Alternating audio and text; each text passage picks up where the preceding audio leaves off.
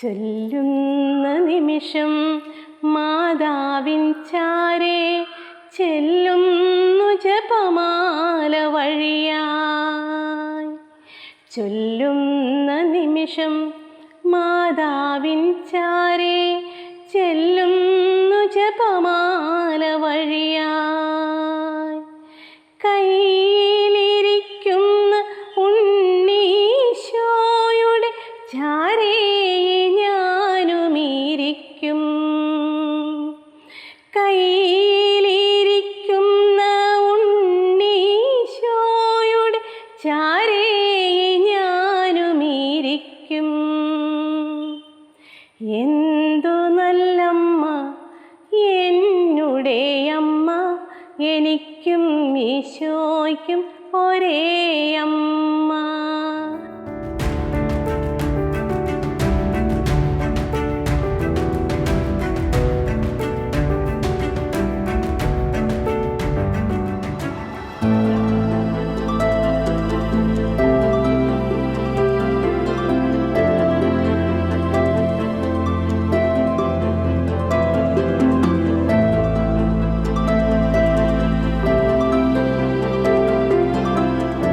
ഏറ്റവും പ്രിയപ്പെട്ടവരെ, എൻ്റെ പേര് ബീന ഷാജി.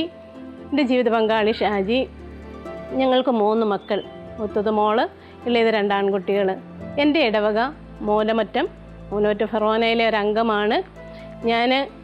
എൻ്റെ ജീവിതത്തിൽ പരിശുദ്ധ അമ്മയിലൂടെ സ്വർഗം കാണുവാനും സ്വർഗത്തിലെത്തിച്ചേരുവാനായിട്ട് ആഗ്രഹിച്ച് ജീവിക്കുമ്പോൾ എൻ്റെ ബാല്യകാലത്തിൽ എൻ്റെ പരിശുദ്ധ അമ്മയിലോട്ട് എന്നെ കൂടുതൽ അടുപ്പിച്ചത്, ജപമാലയിലോട്ട് എന്നെ കൂടുതൽ വളർത്തിയത് എൻ്റെ ചാച്ചൻ തന്നെയാണ്.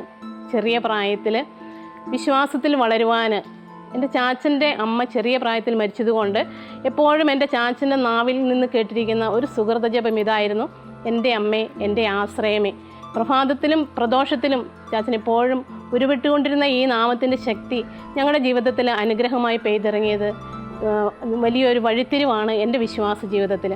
പരിശുദ്ധ അമ്മയിലോട്ട് കൂടുതൽ അടുക്കുവാൻ ചെറിയ പ്രായത്തിൽ 13 വയസ്സിൽ തന്നെ എൻ്റെ ചാച്ചൻ്റെ ആഗ്രഹപ്രകാരം പള്ളിയിൽ കൊയറിൽ പാടുവാനായിട്ട് എനിക്ക് അവസരം കിട്ടി. അത് എൻ്റെ ഇടവക മാനത്തൂർ സെൻറ്റ് മേരീസ് പള്ളിയായിരുന്നു.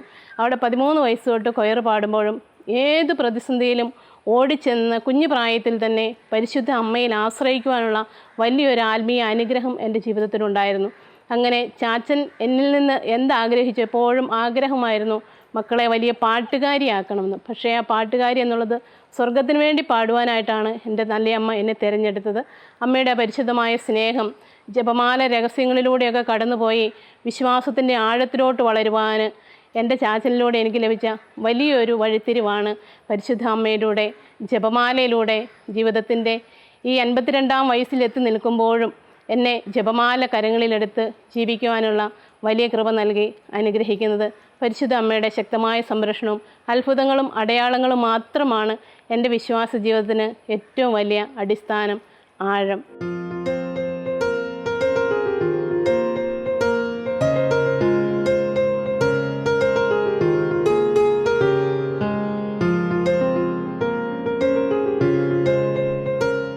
വീണ്ടും എൻ്റെ വിശ്വാസ ജീവിതം ആഴപ്പെടുവാനായിട്ട് പരിശുദ്ധ അമ്മ എന്നെ ഓരോ ദിവസവും കൈപിടിച്ച് നടത്തിക്കൊണ്ട് തന്നെയാണ് ഇരുന്നത്. എൻ്റെ വിവാഹം 1996 ജനുവരി 22-ാം തീയതി കഴിയുമ്പോഴും കുടുംബജീവിതം എന്ന ജീവിതാന്തസ്സിലോട്ട് ഞാൻ കടന്നു വരുമ്പോഴും എൻ്റെ വിശ്വാസ ജീവിതം കൂടുതൽ ആഴപ്പെടുവാൻ വേണ്ടി അമ്മ എന്നെ ഒരുക്കി തന്നെയാണ് ചെറിയ പ്രായത്തിൽ എന്നെ വളർത്തിയത്. കടന്നു വന്ന വഴികളിൽ കുടുംബജീവിതം നേരിടേണ്ടി വരുന്ന എല്ലാ പ്രതിസന്ധികളിലൂടെയും കടന്നു പോകുമ്പോഴും ഓരോ പ്രയാസങ്ങളിലും പ്രതിസന്ധികളിലും ഉത്തരം കിട്ടാതെ അലയുന്ന നിമിഷങ്ങളിലെല്ലാം പരിശുദ്ധ ജപമാല കയ്യിലെടുത്ത് പ്രാർത്ഥിക്കാനുള്ള വലിയ കൃപ പരിശുദ്ധ അമ്മ ഞങ്ങൾക്ക് നൽകിയിരുന്നു. എൻ്റെ ജീവിത പങ്കാളിയും നല്ലൊരു ജപമാല ഭക്തനായിരുന്നു. അതിനാൽ തന്നെ ഞങ്ങളുടെ ജീവിതത്തിൻ്റെ സഹനത്തിൻ്റെ ഏടുകളിൽ അമ്മയോട് ചേർന്ന് വിശ്വാസ ജീവിതം നയിക്കുവാൻ അമ്മ ഞങ്ങളോട് കാണിച്ച കാരുണ്യത്താൽ ഞങ്ങളുടെ ദാമ്പത്യ വല്ലരിയിൽ ആദ്യത്തെ മോള് പിറക്കുന്നു. വീണ്ടും അടുത്ത് തന്നെ 1 വയസ്സിൻ്റെ ക്യാപ്പിൽ രണ്ടാമത്തെ മോനും പിറക്കുന്നു. ആ മോൻ്റെ ജനനവും ഒത്തിരിയേറെ സഹനങ്ങളുടെ തീച്ചുളയിലൂടെ കടന്നുപോയ സമയത്താണ്. എങ്കിലും അവനും മാതാവിൻ്റെ മാസത്തിൽ തന്നെ മെയ് മാസം 12-ാം തീയതി അവന് ഭൂമിയിൽ ജനിക്കുവാൻ ദൈവം അവസരമൊരുക്കുന്നു. അതിനുശേഷം ഞങ്ങളുടെ ജീവിതത്തിൽ 7 വർഷത്തെ ഗ്യാപ്പിന് ശേഷം മൂന്നാമതൊരു കുഞ്ഞ് ജന്മമെടുക്കുന്നതിന് മുൻപേ എൻ്റെ ശരീരം ഒത്തിരിയേറെ ആരോഗ്യ പ്രശ്നങ്ങൾ നേരിടേണ്ടി വന്നിരുന്നു. അതിലേറ്റവും പ്രധാനപ്പെട്ട ഒരു കാരണം എനിക്ക് ശാരീരികമായിട്ട് ബ്ലീഡിങ് കണ്ടമാനം ഉണ്ടായി എൻ്റെ യൂട്രസ് റിമൂവ് ചെയ്യണമെന്ന് നിർദ്ദേശിച്ച ഒരു കാലഘട്ടമായിരുന്നു അത്. ജീവിതത്തിലൊന്നും ചെയ്യാൻ പറ്റാതെ നടക്കാനോ ഇരിക്കാനോ ഒരു സ്റ്റെപ്പ് കൂടുതൽ നടന്നാൽ പോലും ശരീരം വല്ലാതെ ക്ഷീണിച്ച് അവശതയായി ബ്ലീഡിങ്ങിലൂടെ ആ രോഗത്തിലൂടെ കടന്നുപോയ ഒരു സമയം. അപ്പോൾ ഞങ്ങളിങ്ങനെ ഹോസ്പിറ്റലിൽ അഡ്മിറ്റായി. അപ്പോൾ ഡോക്ടർ എന്നോട് ആവശ്യപ്പെട്ടത് എത്രയും പെട്ടെന്ന് യൂട്രസ് റിമൂവ് ചെയ്യുക എന്നുള്ളതായിരുന്നു. പക്ഷെ അന്ന് എനിക്ക് 28 വയസ്സ് പ്രായമേ ഉണ്ടായിരുന്നുള്ളൂ. അപ്പോൾ ഞാനിത് എൻ്റെ അമ്മച്ചിയെ അറിയിച്ചു കഴിഞ്ഞപ്പോൾ അമ്മച്ചി പറഞ്ഞു, നമുക്ക് ഒരാളെ മാത്രം നോക്കാതെ നമുക്ക് വേറൊരു ഡോക്ടറെ കൂടി കാണാം. അങ്ങനെ ഗവൺമെൻറ് ഹോസ്പിറ്റലിലെ ഡോക്ടർ ഗീതയെ പോയി കാണുകയാണ്. ആ ഡോക്ടറും എൻ്റെ അതേ പ്രായമായിരുന്നത് കൊണ്ട് തന്നെ കുടുംബജീവിതക്കാരി ആയതുകൊണ്ടും എന്നോട് സംസാരിച്ചു, മോളെ നമുക്ക് മരുന്ന് കഴിച്ചിട്ട് 6 മാസം വെയിറ്റ് ചെയ്യാം, അതിനുശേഷം വേണമെങ്കിൽ ആ സമയത്ത് നമുക്ക് റിമൂവ് ചെയ്യാം. പക്ഷെ എപ്പോഴും കയ്യിൽ ഉയർത്തിപ്പിടിച്ച ജപമാലയുടെ ശക്തി തിരിച്ചറിഞ്ഞ നിമിഷങ്ങളാണ്. മരുന്ന് കഴിച്ച് 3 മാസമാകുന്നതിന് മുൻപേ ഈ രോഗത്തിൽ നിന്ന് എനിക്ക് സൗഖ്യം ലഭിച്ചു. അപ്പോൾ അങ്ങനെ ആ അസ്വസ്ഥതയിൽ നിന്ന് വിടുതൽ പ്രാപിച്ചു വരുന്ന സമയത്താണ് മൂന്നാമത്തെ കുഞ്ഞിന് എൻ്റെ ഉദരത്തിൽ ദൈവം രൂപം നൽകുന്നത്. അവൻ കടന്നു വന്ന നിമിഷം തൊട്ട് വീണ്ടും ഞാൻ ആ അവസ്ഥയിലോട്ട് കടന്നുപോയി. എൻ്റെ ശരീരം നേർത്തു, എൻ്റെ ആരോഗ്യം ക്ഷയിച്ചു. അപ്പോൾ എല്ലാവരും ശക്തമായി എതിർത്തു, ഈ കുഞ്ഞിന് ജന്മം നൽകിയാൽ അമ്മയും കൂടി ഇല്ലാതാകും. പക്ഷേ ഞാൻ ആദ്യമേ തന്നെ ഹോസ്പിറ്റലിൽ ആവശ്യമായി ചെന്നത് സ്കാൻ ചെയ്ത് ഉറപ്പിക്കുമ്പോൾ ഡോക്ടർ എന്നോട് പറഞ്ഞു, ബീന, ഒരു കാരണവശാലും ഇത് മുന്നോട്ട് കൊണ്ടുപോകാൻ പറ്റുകയില്ല ഈ കുഞ്ഞിൻ്റെ ജനനം. പക്ഷേ എൻ്റെ ഉള്ളിൽ ഭയങ്കര ഒരാഗ്രഹമായിരുന്നു. എൻ്റെ ചാച്ചൻ്റെ പേരിടാൻ എനിക്കൊരു ആൺകുട്ടി ഞങ്ങളുടെ കുടുംബത്തിലില്ല. ഞങ്ങൾ 4 സഹോദരങ്ങളിലും. ഞാനിങ്ങനെ പരിശുദ്ധമ്മയോട് പ്രാർത്ഥിക്കുമായിരുന്നു, എനിക്കൊരു ആൺകുഞ്ഞിനെ തരണമെന്ന്. രണ്ടാമത് അവന് ഏതവസ്ഥയിലാണെങ്കിലും അവനെ സ്വീകരിക്കാനുള്ള ഒരു ശക്തിയും എനിക്ക് വേണം. ഇതറിഞ്ഞ നിമിഷം മുതൽ ഒത്തിരിയേറെ പ്രിയപ്പെട്ടവരുടെ പ്രാർത്ഥന എൻ്റെ കൂടെ ഉണ്ടായിരുന്നു. ആ പ്രാർത്ഥനയുടെ ഫലമായിട്ട് തന്നെ ബ്ലീഡിങ് ഓരോ തവണ ഉണ്ടാകുമ്പോഴും ഹോസ്പിറ്റലിൽ അഡ്മിറ്റ് ആകുമ്പോൾ വീണ്ടും അതിന് റിക്കവർ ചെയ്ത് കടന്നു വരാനുള്ള കൃപ തന്നു. ഒരു ദിവസം സ്കാൻ ചെയ്ത് ഡോക്ടറുടെ കരം പിടിച്ച് ഞാൻ ചോദിച്ചു, 6 മാസത്തെ സ്കാനിങ്ങിൽ ഞാൻ ആ ഡോക്ടറെ കരം പിടിച്ചിട്ട് ചോദിച്ചു, എനിക്കൊരു കാര്യം അറിയണം. കാരണം ബ്ലീഡിങ് ഉണ്ടായി ഗർഭാവസ്ഥയിലായിരിക്കുന്ന ഒരു കുഞ്ഞ് പ്രതിസന്ധികളിലൂടെ അമ്മയ്ക്ക് കടന്നു പോകേണ്ടി വന്നാൽ ആ കുഞ്ഞിൻ്റെ ആരോഗ്യസ്ഥിതി വളരെ മോശമായിരിക്കുമെന്ന് റിപ്പോർട്ടുകളും പഠനങ്ങളും എല്ലാം തെളിയിക്കുമ്പോഴും എൻ്റെ വീടിൻ്റെ തൊട്ടടുത്തൊരു കുഞ്ഞ് ഇങ്ങനെ ബ്ലീഡിങ് ഉണ്ടായിട്ട് ഒത്തിരിയേറെ വലിയ തലയുമായിട്ടാണ് ആ കുഞ്ഞ് ജനിച്ചത്. അപ്പോൾ എല്ലാവരും എന്നോട് പറഞ്ഞു, കൺമുമ്പിൽ ഒത്തിരിയേറെ കാര്യങ്ങളുണ്ട് ഇങ്ങനെ, നമുക്കിത് നല്ലതാണോ ചള്ളാണോ എന്ന് തിരിച്ചറിയാനായിട്ട്. പക്ഷെ ഞാൻ ഈ ഡോക്ടറെ കരം പിടിച്ചിട്ട് ഞാൻ പറഞ്ഞു, ഏതവസ്ഥയിലാണേലും ഞാൻ ഈ കുഞ്ഞിനെ സ്വീകരിക്കും. പക്ഷേ അത് പറഞ്ഞ് എനിക്ക് ഒരുങ്ങാനുള്ള ഒരു അവസരമാണ് എൻ്റെ കുഞ്ഞ് ഏതവസ്ഥയിലാണ്. ഇപ്പോൾ ഡോക്ടറുടെ കൈ ബലമായിട്ട് പിടിച്ചതുകൊണ്ട് തന്നെ ഇപ്പോഴും എൻ്റെ കയ്യിൽ ജപമാലയുണ്ട്. ഏതവസ്ഥയാണെന്ന് പറഞ്ഞു എന്ന് ഡോക്ടർ കുറച്ച് സമയം എന്നെ വാച്ച് ചെയ്തു. ഒറ്റ വാക്ക് പറഞ്ഞു, അവൻ നല്ല ആക്റ്റീവായിരിക്കുന്നു എന്ന് പറഞ്ഞു. ഞാൻ ആ ഒരു വലിയ വിശ്വാസത്തിന് മുന്നോട്ട് പോയി. അപ്പം 9 മാസം അടുക്കുന്ന സമയത്തും അതുവരെ ഞാൻ കംപ്ലീറ്റ് ബെഡ് റെസ്റ്റാണ്, വിശ്രമത്തിലാണ്. ആ 9-ാം മാസം അടുക്കുമ്പോൾ എനിക്ക് വേണ്ടി എന്നെ ശുശ്രൂഷിക്കുവാനായിട്ടൊരമ്മച്ചിയെ ഈശോ അനുവദിച്ചിരുന്നു. എൻ്റെ സ്വന്തം അമ്മച്ചിക്ക് സാധിക്കുമ്പോഴെല്ലാം ഓടി വരുമ്പോഴും എപ്പോഴും കൂടെ ആൾ വേണ്ടതിനാൽ വേറൊരമ്മച്ചിയെ കൂടി നിർത്തിയിട്ടുണ്ടായിരുന്നു. ആ അമ്മച്ചിയും ഞാനും കൂടി മണർകാട് പള്ളിയിൽ, കാരണം ഞങ്ങൾ കോട്ടയത്ത് കുറച്ച് കാലം വാടകയ്ക്ക് താമസിക്കുന്നുണ്ടായിരുന്നു ഹസ്ബൻഡിൻ്റെ ജോലി സംബന്ധമായിട്ട്. അവിടെ വന്ന് ഞങ്ങൾ താമസിക്കുമ്പോൾ ഞങ്ങൾ പോകുന്നത് മണർകാട് പള്ളിയിലാണ്. മക്കൾ കുഞ്ഞായിരിക്കുമ്പോൾ കുർബാനയ്ക്ക് പോകാൻ പറ്റില്ല. പക്ഷേ ഞങ്ങൾ ആ ജോലി കഴിയുമ്പോൾ ഞാനും എൻ്റെ ഹസ്ബൻഡും കുഞ്ഞുങ്ങളും കൂടി ആ പള്ളിയിൽ ചെന്നിരിക്കും. ഞങ്ങൾ 2 പേരും ജപമാലയല്ലി പ്രാർത്ഥിക്കും. മക്കൾ ആ മുറ്റത്ത് കൂടി ഓടി നടക്കും. അങ്ങനെ വലിയൊരു ആഴമുള്ള ഒരു ബന്ധമായിരുന്നു പരിശുദ്ധ മണർകാട് മാതാവുമായിട്ട്. ഞങ്ങൾ ഈ ഒരവസ്ഥയിൽ, എൻ്റെ ഈ ഗർഭാവസ്ഥയിൽ ദിവസങ്ങൾ മാത്രം ബാക്കി നിൽക്കെ ഞാൻ മാതാവിൻ്റെ പള്ളിയിൽ പോകുകയാണ്. എല്ലാവരും എന്നെ തടഞ്ഞു. എങ്കിലും ഞാനും ഈ അമ്മച്ചിയും അമ്മച്ചിയുടെ ഹസ്ബൻഡും കൂടി ഞങ്ങൾ 3 പേര് പോവുകയാണ് പള്ളിയിൽ ചെന്ന് ആ മാതാവിൻ്റെ അടുത്ത് പ്രാർത്ഥിച്ച് അതിനുശേഷം അവിടെയുള്ള ആ കൽക്കുരിശ് 9 തവണ മുട്ടിലിഴഞ്ഞു ഞാൻ. എൻ്റെ കൂടെ എഴയാൻ വന്ന അമ്മച്ചിയൊക്കെ ഒരു തവണ കഴിഞ്ഞപ്പോഴത്തേന് എഴുന്നേറ്റ് പോയി. കാരണം അതിഭയങ്കരമായിട്ടുള്ള ചൂടായിരുന്നു. ഈ 9 തവണ വലം വെച്ച് ഞാൻ ഇരിക്കുമ്പോൾ എൻ്റെ 2 കൈയും 2 കാലിൻ്റെ മുട്ടും കാൽപാദങ്ങളെല്ലാം പൊള്ളിയിരുന്നു വെയിലിൻ്റെ ചൂട് കൊണ്ട്. പക്ഷേ ഇവിടെ വന്നപ്പോൾ എനിക്കതൊരു വേദനയായിട്ടോ വിഷമമായിട്ടോ ഒന്നും തോന്നിയില്ല. ഞാൻ വന്ന് 9ാമത്തെ ദിവസം എൻ്റെ കുഞ്ഞിന് ജന്മം നൽകി. അപ്പോൾ ഞാൻ ഇങ്ങനെ മുട്ടിലെഴയുമ്പോൾ പ്രാർത്ഥിച്ച് ഏതവസ്ഥയിലാണെങ്കിലും അവനെ എനിക്ക് ഉൾക്കൊള്ളുവാനുള്ള വലിയ കൃപ പരിശുദ്ധ അമ്മേ എനിക്ക് നൽകണമേ എന്ന്. ആ കുഞ്ഞുണ്ടായപ്പോൾ അവൻ്റെ ആ പ്രസവ സമയത്താണെങ്കിൽ പോലും എല്ലാവരും അതികഠിനമായ വേദനയോടെ കരയുമ്പോഴും എൻ്റെ വായിൽ നിന്ന് വന്ന 2 വാക്കുകൾ ഇതാണ്: എൻ്റെ ഈശോയെ, എൻ്റെ ഈശോയെ, എൻ്റെ ഈശോയെ, ഈശോയ്ക്ക് നന്ദി. അത് കഴിഞ്ഞ് ഇവരുണ്ടായി കഴിഞ്ഞപ്പോൾ യാതൊരു ആപത്തും അനർത്ഥവും ഇല്ലാതെ ആൺകുട്ടിയെ എനിക്ക് തന്ന് എൻ്റെ പരിശുദ്ധ അമ്മ എന്നെ അനുഗ്രഹിക്കുകയാണ്.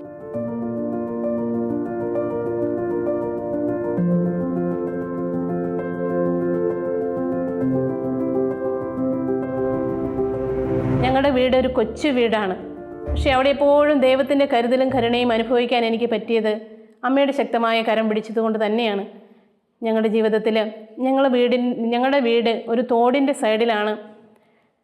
പ്രിയപ്പെട്ടവരെ, പലപ്പോഴും മഴ പെയ്യുമ്പോൾ, വെള്ളം പൊങ്ങുമ്പോൾ ഞങ്ങൾക്ക് ഒത്തിരിയേറെ പ്രതിസന്ധികൾ നേരിടാറുണ്ട്. എങ്കിലും മഴ അധികമാകുമ്പോൾ ഉള്ളിലൊരു ഭയം തോന്നിക്കഴിഞ്ഞാൽ അപ്പോൾ ഞങ്ങൾ അമ്മയും മക്കളും കൂടി ജപമാല കരങ്ങളിലെടുക്കും. വളരെ ശാന്തമായിട്ട് ആ പുഴ ഒഴുകി ഒരു അസ്വസ്ഥതയുമില്ലാതെ ഞങ്ങൾക്ക് ജീവിക്കാനുള്ള സമയം പരിശുദ്ധ അമ്മ ക്രമീകരിച്ച് പലപ്പോഴും തന്നിട്ടുണ്ട്. ഒരു ദിവസം രാത്രിയിൽ ഒരു കർക്കിടക മാസത്തിൽ അതികഠിനമായ മഴ പെയ്ത സമയത്ത് വെളുപ്പിന് 3 മണി സമയമായപ്പോൾ ശക്തമായ ഒരു സ്വരം കാതിൽ വന്നലച്ചു: ബീന, എഴുന്നേൽക്കുക, കുഞ്ഞുങ്ങളെയുമായിട്ട് വേഗം വീടിന് പുറത്ത് ഇറങ്ങി രക്ഷപ്പെടുക. അത് വെറുതെ ഒരു സ്വരമാണ്, അല്ലെങ്കിൽ ഉറക്കത്തിൽ കേട്ടതാണെന്ന് വിചാരിച്ച് ഞാൻ വീണ്ടും അവിടെ കിടന്നു. പക്ഷേ വീണ്ടും വന്നു: ബീന, എഴുന്നേൽക്കുക, കുഞ്ഞുങ്ങളെയുമായിട്ട് കരയ്ക്ക് കയറുക. അപ്പോൾ ഇത് വീണ്ടും കേട്ടിട്ടില്ലാത്ത ശബ്ദമായതുകൊണ്ട് ഞാൻ പെട്ടെന്ന് എഴുന്നേറ്റ് ലൈറ്റ് ഇട്ട് കഴിഞ്ഞപ്പോൾ മുറ്റം വരെയും വെള്ളമായിരിക്കുന്നു. ഞാൻ നോക്കുമ്പോൾ വീടിന് താഴെ ഇരിക്കുന്ന കോഴിക്കൂട്ടിൽ നിന്ന് കോഴിക്കുഞ്ഞുങ്ങൾ പോലും നീന്തി കരയ്ക്ക് കയറുന്നു. അപ്പോൾ അങ്ങനെ ഇരിക്കുമ്പോൾ ഞാൻ ഈ കുഞ്ഞുങ്ങളെയും വിളിച്ചെഴുന്നേൽപ്പിച്ച് തൊട്ടടുത്ത വീട്ടിലോട്ട് കയറി ചെല്ലുമ്പോൾ ആ വീട്ടിലിരുന്ന് ഞങ്ങൾ പ്രാർത്ഥിച്ചു. പരിശുദ്ധ അമ്മയോട് ജപമാലയില്ല ആ സമയത്തും പ്രാർത്ഥിച്ച ഒറ്റ കാര്യം മാത്രമേ ഉള്ളൂ: അമ്മേ, ഒന്നെങ്കിൽ ഞങ്ങൾക്ക് ഈ വസ്തു വിറ്റിട്ട് ഇവിടുന്ന് തിരിച്ചു പോകാനുള്ള സുരക്ഷിതമായിട്ടൊരു സ്ഥലത്ത് താമസിക്കണം, അല്ലെങ്കിൽ ഞങ്ങൾക്ക് വേണ്ട സംരക്ഷണം ഒരുക്കി തരണം. ഈ സംരക്ഷണം ഒരുക്കി തരണമെന്ന് അന്ന് പ്രാർത്ഥിച്ചു. അന്ന് നേരം വെളുക്കുന്നതോടെ വരെ പ്രാർത്ഥനയിലായിരുന്നു. വീണ്ടും പിറ്റേ ദിവസം ഞങ്ങൾ ഉറങ്ങുമ്പോൾ എന്നെ വ്യക്തമായിട്ട് കാണിച്ചു തരികയാണ് വീടിന് ചുറ്റും ഒരു സംരക്ഷണ ഭിത്തി. പ്രിയപ്പെട്ടവരെ, ഒറ്റ മാസം കൊണ്ട് എൻ്റെ വീടിന് ചുറ്റും പരിശുദ്ധ അമ്മ പഞ്ചായത്ത് അധികൃതരുടെ നേതൃത്വത്തിൽ ഒരു സംരക്ഷണ ഭിത്തി ഒരുക്കി തരികയായിരുന്നു. അതിനുശേഷം ഒത്തിരിയേറെ ആവശ്യങ്ങളിലൂടെ ഞങ്ങൾ കടന്നു പോകുമ്പോഴും പരിശുദ്ധ അമ്മയുടെ ശക്തമായ സംരക്ഷണം ഞങ്ങളുടെ ജീവിതത്തിൽ ഉണ്ടായിട്ടുണ്ട്. മക്കളുടെ വിദ്യാഭ്യാസം എടുക്കുമ്പോൾ അവർ കുഞ്ഞു പ്രായം തൊട്ട് അവരെ പരിപാലിച്ചത് പരിശുദ്ധ അമ്മയാണ്. ഞങ്ങളൊരു ട്യൂഷനോ മറ്റൊരിടത്ത് വിട്ട് കുഞ്ഞുങ്ങളെ പഠിപ്പിച്ചിട്ടില്ല. മൂത്ത മകള് 10ാം ക്ലാസ് കഴിഞ്ഞ് അവൾക്ക് അവിടെ വിദ്യാഭ്യാസത്തിന് അനുസരിച്ച് അവൾക്ക് നേഴ്സാകണമെന്നുള്ള ആഗ്രഹം, സയൻസ് വിഷയം എടുക്കണമെന്ന് ആഗ്രഹിച്ചു. ആദ്യത്തെ ഏകജാലക വന്നപ്പോൾ അവൾക്ക് അതിനകത്ത് സീറ്റ് ലഭിച്ചില്ല. ഒത്തിരിയേറെ വിഷമിച്ച് അവൾ മാതാവിനോട് പ്രാർത്ഥിച്ചു. ജപമാലയല്ലേ ഞങ്ങൾ പ്രാർത്ഥിക്കുമ്പോൾ ആ വർഷം സർക്കാർ ഒരു 10 സീറ്റും കൂടെ അധികമായി അനുവദിച്ചുകൊണ്ട് അവൾക്ക് ആ ഒരു സീറ്റ് കിട്ടുകയും അവളത് പഠിച്ച് മുന്നേറുകയും ചെയ്തു. ഒത്തിരിയേറെ സാമ്പത്തിക പ്രതിസന്ധി കടന്നുപോയ കാലഘട്ടങ്ങളാണെങ്കിൽ പോലും 1 രൂപ പോലും കടം വാങ്ങിക്കാതെ പരിശുദ്ധ അമ്മ ശക്തമായ സംരക്ഷണത്തിലൂടെ അവളെ നഴ്സിംഗ് പഠനം പൂർത്തിയാക്കി ഇന്ന് നമ്മൾ വിദേശത്തേക്ക് കടന്നു പോയിരിക്കുകയാണ്.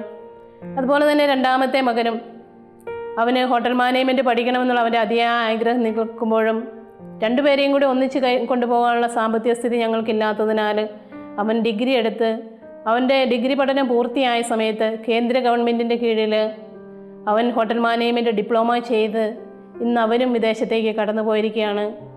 പ്രിയപ്പെട്ടവരെ, മൂന്നാമത്തെ കുഞ്ഞ് ഡിഗ്രിക്ക് പഠിക്കുമ്പോഴും ഞങ്ങളുടെ വരുമാനം എന്ന് പറയുന്നത് എൻ്റെ ജീവിത പങ്കാളിയുടെ ഹോട്ടൽ ജോലിയാണ്. കൃത്യമായി ദശാംശം കാഴ്ചവെച്ചുകൊണ്ടും പരിശുദ്ധ അമ്മയുടെ കരം പിടിച്ച് വിശ്വാസ ജീവിതത്തിൽ ആഴപ്പെട്ടും ജീവിക്കുമ്പോൾ ആരൊക്കെ ഉണ്ടെങ്കിലും എത്രയൊക്കെ ഉണ്ടെങ്കിലും ദൈവം തരുന്ന സംരക്ഷണമോ കരുതലോ നമുക്ക് മറ്റാരിൽ നിന്ന് ലഭിക്കുകയില്ല എന്ന് പരിശുദ്ധ അമ്മ ഞങ്ങളെ നിരന്തരം പഠിപ്പിച്ചുകൊണ്ടിരിക്കുന്നു. പ്രിയപ്പെട്ടവരെ, വീണ്ടും ഞാൻ ഓർക്കുമ്പോൾ ഞാൻ നിങ്ങളോട് സംസാരിച്ചു, ഞങ്ങളുടെ വീട് ഒരു തോടിൻ്റെ കരയിലാണെന്ന്. ഒത്തിരിയേറെ മഴക്കാലം കെടുതികളൊക്കെ വരുമ്പോഴും കുഞ്ഞുങ്ങളുടെ കുഞ്ഞു പ്രായം മുതൽ 20-22 വയസ്സ് വരെ അവിടെ ഞങ്ങൾ താമസിച്ചപ്പോഴും ഒരു പ്രകൃതി ദുരന്തവും ഞങ്ങളെ തീണ്ടിയില്ല. മഹാപ്രളയം വന്ന് കടന്നു പോയപ്പോഴും എല്ലാവരും വിളിച്ചു ചോദിച്ചു, ബീന, അവിടെ എന്തെങ്കിലും പ്രശ്നമുണ്ടോ? നമുക്കൊരു പ്രശ്നവുമില്ലായിരുന്നു. മഹാദുരിതങ്ങൾ കടന്നു പോയപ്പോഴും നമ്മളെ അതൊന്നും ബാധിച്ചില്ല. പ്രിയപ്പെട്ടവരെ, ആവർത്തിച്ച് പറയട്ടെ, പരിശുദ്ധ അമ്മയുടെ പറഞ്ഞറിയിക്കാൻ വയ്യാത്ത സംരക്ഷണം എനിക്കും എൻ്റെ ജീവിത പങ്കാളിക്കും മക്കൾക്കും കിട്ടിക്കൊണ്ട് തന്നെ ഇരുന്നു. ആ സമയങ്ങളിൽ ഇപ്പോഴും കിട്ടിക്കൊണ്ടിരിക്കുന്നു. വീണ്ടും 2021 ഒക്ടോബർ 16 ശുശ്രൂഷാ ജീവിതവുമായി ബന്ധപ്പെട്ട് പ്രാർത്ഥനാ ജീവിതത്തിലായിരിക്കുന്ന ഒരു സമയത്ത് പതിവില്ലാതെ ഒത്തിരിയേറെ അസ്വസ്ഥതകൾ കടന്നു വന്ന ഒരു ദിവസമായിരുന്നു അന്ന്. രാവിലെ തലേ ദിവസം തുടങ്ങിയ മഴ, എങ്കിലും എപ്പോഴും മഴ പെയ്താലും ഒരു മണിക്കൂറല്ല 2 മണിക്കൂർ പെയ്ത് അത് ശാന്തമായി കടന്നു പോകുന്ന ഒരു അന്തരീക്ഷത്തിലും അന്ന് മഴ തുടരുന്നതോടൊപ്പം പ്രകൃതി മൊത്തം കറുത്തിരുണ്ട് വന്നുകൊണ്ടിരുന്നു. അപ്പോൾ മനസ്സിനെ വല്ലാത്ത ഒരു പേടി അലട്ടി. അപ്പോൾ എൻ്റെ മോന് സ്ഥലത്തില്ല, ഹസ്ബൻഡ് സ്ഥലത്തില്ല, മക്കൾ 2 പേരും ജോലി സംബന്ധമായിട്ട് പുറത്താണ്.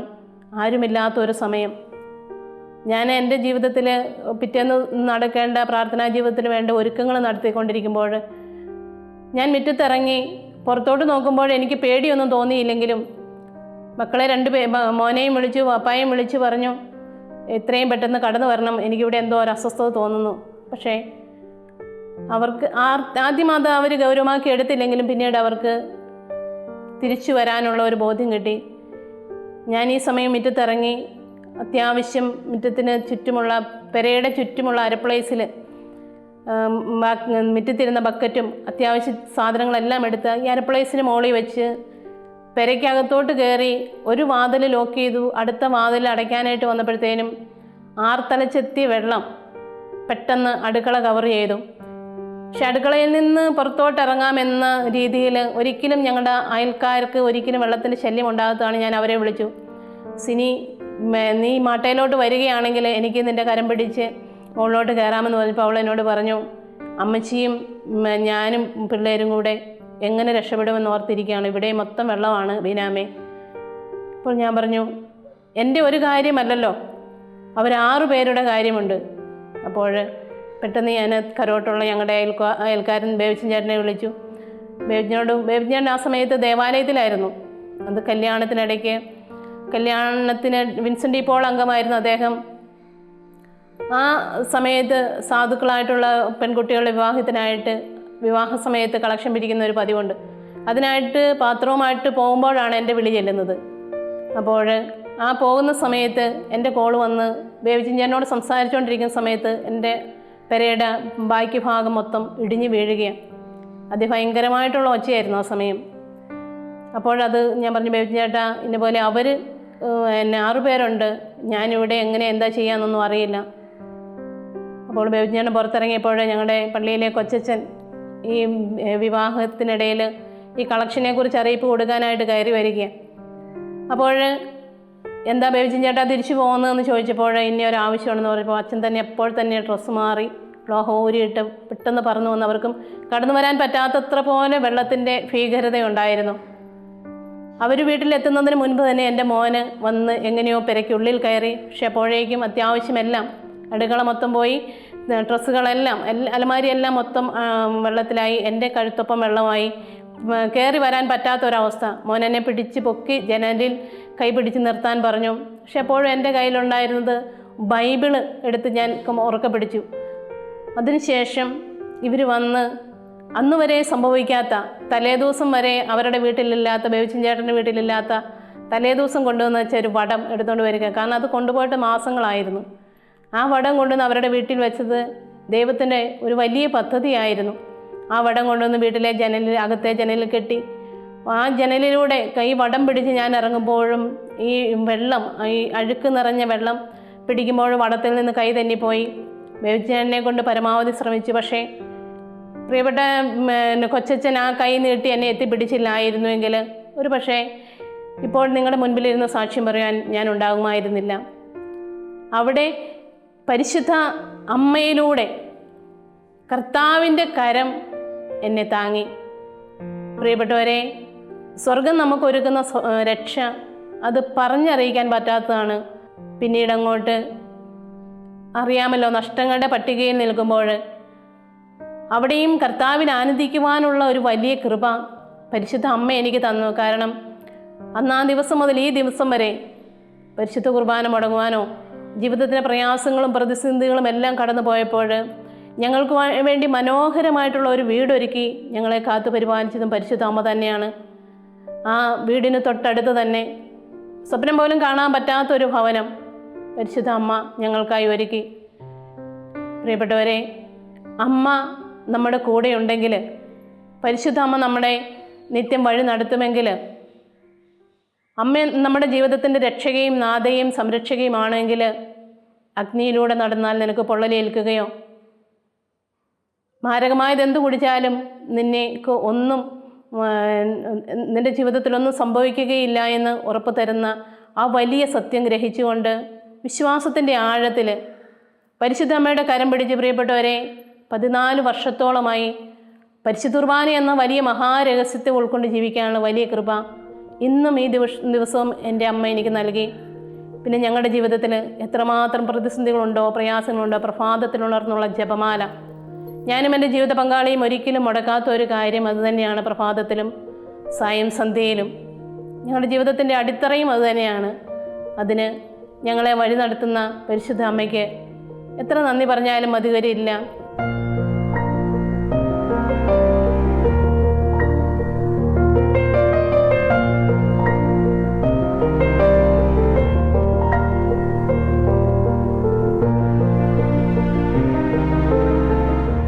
എൻ്റെ വിശ്വാസ ജീവിതത്തിൽ, എൻ്റെ ശുശ്രൂഷാ ജീവിതത്തിൽ എന്നെ വളർത്തിയത് എൻ്റെ പരിശുദ്ധ അമ്മയാണ്. ഞാൻ നിങ്ങളോട് പറഞ്ഞുവല്ലോ, ചെറിയ പ്രായം തൊട്ട് പരിശുദ്ധ അമ്മയുടെ നാമത്തിലുള്ള എൻ്റെ ഇടവക ദേവാലയത്തിൽ ഗാനശുശ്രൂഷ ചെയ്തുകൊണ്ട് തന്നെയാണ് എൻ്റെ വിശ്വാസ ജീവിതത്തിൻ്റെ ആദ്യപടി വന്നെത്തുക. വീണ്ടും വിവാഹശേഷം 3 കുഞ്ഞുങ്ങളും ഉണ്ടായതിന് ശേഷം എന്നെ ഈ ശുശ്രൂഷാ ജീവിതത്തിലൂടെ തന്നെ നല്ല ദൈവം വിളിക്കുന്നത് ഗാനശുശ്രൂഷയിലൂടെയാണ്. ഞങ്ങളുടെ വീടിനടുത്ത് അസീസി സ്നേഹമന്ദിരം ഒരാശ്രമമുണ്ട്. അവിടെ അനാഥരും ആലംബഹീനരുമായിട്ടുള്ള ഒത്തിരിയേറെ പ്രിയപ്പെട്ട മക്കളുണ്ട്. അവിടെ എല്ലാ ശനിയാഴ്ചകളിലും വൺ ഡേ ശുശ്രൂഷ, വൺ ഡേ പ്രോഗ്രാം, വൺ ഡേയിലൊരു ധ്യാനം നടക്കുന്നുണ്ട്. അവിടെ ആദ്യമേ പാടുവാനായി ചെന്നുകൊണ്ടും ജപമാല ചൊല്ലി പ്രാർത്ഥിച്ചുകൊണ്ടുമാണ് എൻ്റെ ശുശ്രൂഷാ ജീവിതത്തിൻ്റെ ആരംഭം. ആ ശുശ്രൂഷാ ജീവിതത്തിലൂടെ മുന്നോട്ടുള്ള എൻ്റെ പടികൾ ഒത്തിരിയേറെ തമ്പുരാൻ വരച്ചു കാട്ടുകയായിരുന്നു. വീണ്ടും ഇടവക ദേവാലയത്തിലെ പ്രാർത്ഥന ശുശ്രൂഷയിലോട്ട് കടന്നു വന്നു. കരിസ്മാറ്റിക് പ്രാർത്ഥനാ ശുശ്രൂഷയിലൂടെ മുന്നോട്ടുള്ള ജീവിതം നല്ല തമ്പുരാൻ നയിച്ചു. അതിനെല്ലാം ചുക്കാൻ പിടിച്ചത് എൻ്റെ പരിശുദ്ധ അമ്മയാണ്. കാരണം ജപമാല മണികളിലൂടെയാണ് എൻ്റെ ഓരോ ദിവസത്തെ ശുശ്രൂഷകളും മുന്നേറിക്കൊണ്ടിരുന്നത്. പ്രാർത്ഥനാ ജീവിതം തന്നെ അമ്മയുടെ കരം പിടിച്ച് മുന്നോട്ട് പോയപ്പോൾ 15 വർഷത്തോളം എത്തി നിൽക്കുന്ന ഈ ശുശ്രൂഷാ ജീവിതത്തിൽ സബ് സോൺ സർവീസ് ടീം അംഗമായി 15 വർഷക്കാലം നിലനിൽക്കുമ്പോൾ പാലാ രൂപതയിലെ സോൺ സർവീസ് ടീം അംഗമായിട്ട് വീണ്ടും എന്നെ ഉയർത്തുകയായിരുന്നു.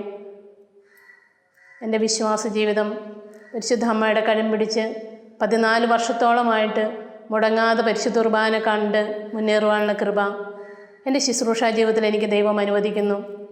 അതുപോലെ തന്നെ എല്ലാ ശുശ്രൂഷാ മേഖലകളിലും എൻ്റെ പരിശുദ്ധ അമ്മ എന്നെ കൊണ്ടുചെന്ന് നിർത്തിയിരിക്കുന്നു. പ്രിയപ്പെട്ടവരെ, ഒരു വ്യക്തിയുടെ വിശ്വാസ ജീവിതത്തിൽ ഒരു മേഖലയിൽ അല്ലെങ്കിൽ മറ്റൊരു മേഖലയിലായിരിക്കും പ്രാവീണ്യം കൂടുതലുണ്ടാവുക. എന്നാൽ നല്ല അമ്മ എന്നെ പ്രാർത്ഥിക്കുവാനും പാടുവാനും വചനം പങ്കുവയ്ക്കുവാനും ഏതൊരു ശുശ്രൂഷ ഏൽപ്പിച്ചാൽ അത് നന്നായിട്ട് മുന്നോട്ട് കൊണ്ടുപോകാനുള്ള വലിയ കൃപ എൻ്റെ അമ്മ എനിക്ക് നൽകുന്നുണ്ട്. കാരണം ഞാൻ എല്ലാം ഏൽപ്പിക്കുന്നത് എൻ്റെ അമ്മയെയാണ്. പ്രിയപ്പെട്ടവരെ, വിശ്വാസ ജീവിതത്തിൽ എത്ര പറഞ്ഞാലും മതി വരാത്ത പോലെ എൻ്റെ പരിശുദ്ധ അമ്മ എന്നെ സഹായിച്ചതും വഴി നടത്തിയതുമായ കാര്യങ്ങൾ എല്ലാവർക്കും, പ്രത്യേകിച്ച് വിശ്വാസ ജീവിതത്തിൽ, കുടുംബ ജീവിതത്തിൽ, സഫാത്മക ജീവിതത്തിൽ എല്ലാം അമ്മയുടെ കരം പിടിച്ച് നമുക്ക് മുന്നേറാം.